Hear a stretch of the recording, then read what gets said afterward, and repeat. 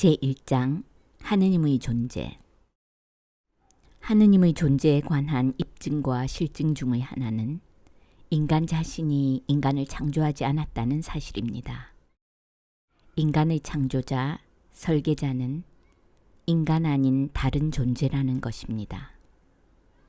인간의 창조자가 인간과 같지 않다는 것은 확실하며 논쟁할 여지가 없는 것이니, 왜냐하면 무력한 피조물이 타의 존재를 창조할 수 없기 때문입니다.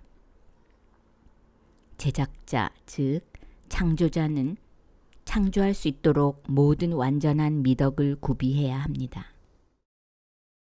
창조물은 완전 무결하면서도 창조자는 불완전할 수 있겠습니까?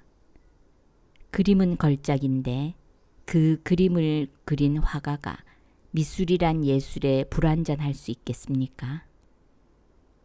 그 그림이 그 예술이요 창조물이기 때문입니다.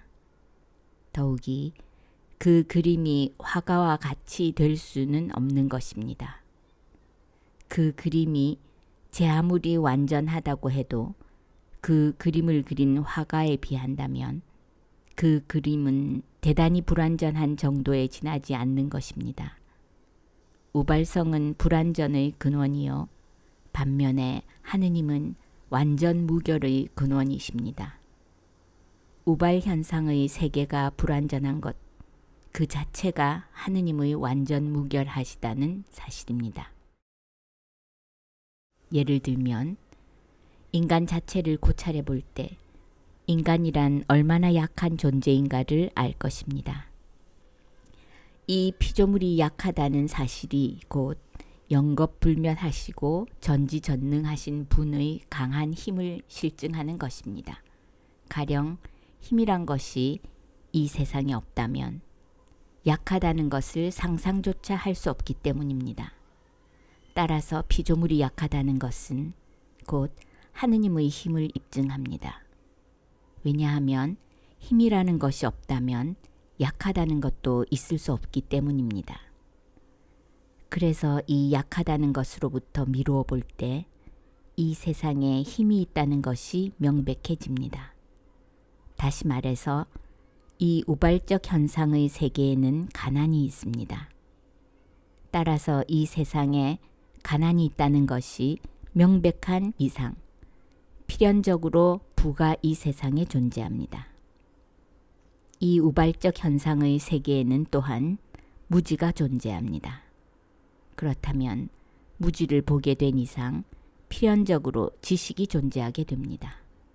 즉, 만일 지식이 없다면 무지란 개념도 있을 수 없기 때문입니다. 무지란 지식이 전혀 존재하지 않는 상태를 말하는 것이니 존재란 것이 없다면 비존재란 것도 인식할 수 없습니다. 이 우발의 전 형상 세계가 결코 복종하지 않을 수 없는 법칙과 규칙에 지배되어 있다는 것은 확실합니다. 인간까지도 죽음과 수면 그리고 그 외의 여러 조건에 어찌할 수 없이 복종하게 되는 것이니, 말하자면 어떠한 특수 조건 하에 있어서는 인간도 지배를 받게 되는데 이 지배받는 자에게는 필연적으로 지배자가 있는 것입니다. 우발적 존재물의 특징의 하나는 타에 의존하는 것이기 때문에 이 다른 것에 의하여 존재하는 것은 필수 불가결하게 어떤 다른 완전한 스스로 존재하는 자가 존재하지 않으면 안 됩니다. 그와 마찬가지로 병든 사람이 있음으로 해서 건강한 사람이 있어야만 된다는 것이 이해됩니다. 왜냐하면 건강이란 것이 없다면 그가 병든 것도 입증할 수 없기 때문입니다. 그러므로 모든 완전한 미덕의 소유자이신 영원불멸하시며 전지전능하신 분이 계시다는 것을 알 수 있습니다. 즉, 하느님이 이 모든 완전 무결한 미덕의 소유자가 아니시라면 하느님은 창조물과 같은 상태에 있어야 하기 때문입니다. 이 존재의 세계 전체를 통하여도 다 같이 말할 수 있습니다. 가장 작은 피조물도 창조주가 있다는 것을 말하고 있습니다. 예컨대 이 한 조각의 빵도 그것을 만든 사람이 있다는 것을 입증하고 있습니다. 하느님을 찬미할지어다. 가장 작은 사물의 형태에서 일어나는 사소한 변화도 그 변화의 창조자가 있다는 것을 입증하고 있습니다. 그렇다면 끝없는 대우주가 저절로 창조되어 물질과 물질적 제요소들의 작용에 의해서 존재하게 될 수 있었단 말입니까? 이러한 가정이 그 얼마나 이상한 과오겠습니까? 이렇게 뻔한 논증은 아직도 하느님을 믿지 못하는 약한 영혼을 가진 사람들을 위하여 인용했습니다.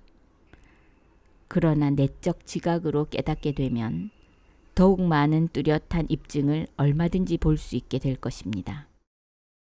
이와 같이 인간이 내재하는 정신을 느낄 때 인간은 하느님의 존재에 대한 논증이 필요하지 않게 되는 것입니다. 그러나 정신의 혜택을 빼앗기고 잃어버린 사람들을 위해서는 현상론적인 논증을 세워둘 필요가 있습니다. 압돌바하의 질의응답록 중에서